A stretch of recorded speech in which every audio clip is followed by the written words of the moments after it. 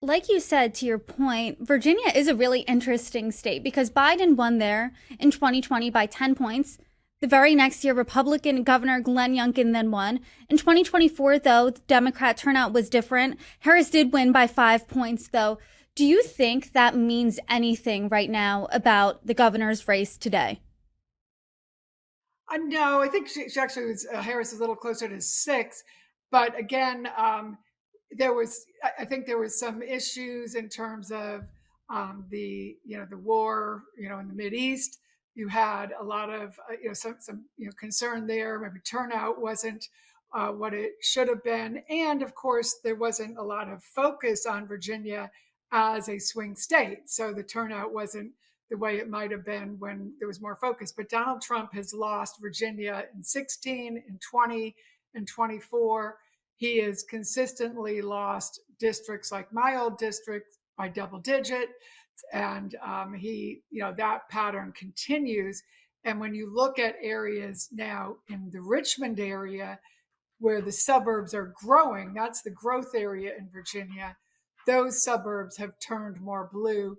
And again, that's the area where Abigail Spanberger first represented. Her district has changed over time, but that's an area where she has been fairly strong and appeals to those suburban voters. And in her campaign, she's been very focused on sort of the kitchen table issues, things like, uh, the cost of living, which, if you look at the poll, Donald Trump is in the high 30s, maybe. Cost of living, cost of housing, inflation, all those things that Donald Trump ran on that won him the election that people were concerned with Joe Biden about. A year later, or less than a year later, people have those same concerns, the cost of living, kitchen table concerns, and those haven't been alleviated. So, not surprisingly, Winsome Sears is not running on those issues because you can't run on those issues when none of those issues have been solved. And it's been reversed. And Abigail Spanberger is able to run on those. Hey, day one, we were going to we were going to solve inflation, we were going to solve cost of living. And none of those things have been resolved. And you have a very big impact of all the firings from Doge, where Winsome Sears has made some big gaffes, kind of saying, hey, everybody loses jobs. What's the problem? And that has been a real gaffe. And then you have a huge money gap between the two.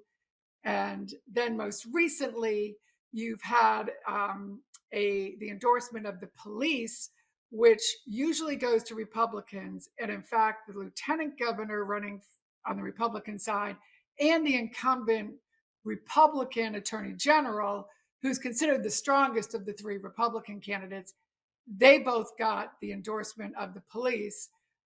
But Winsome Sears did not get it, and Abigail Spanberger did. So that's a uniquely, a big deal for Abigail Spanberger. I always got that endorsement. Most Republicans do.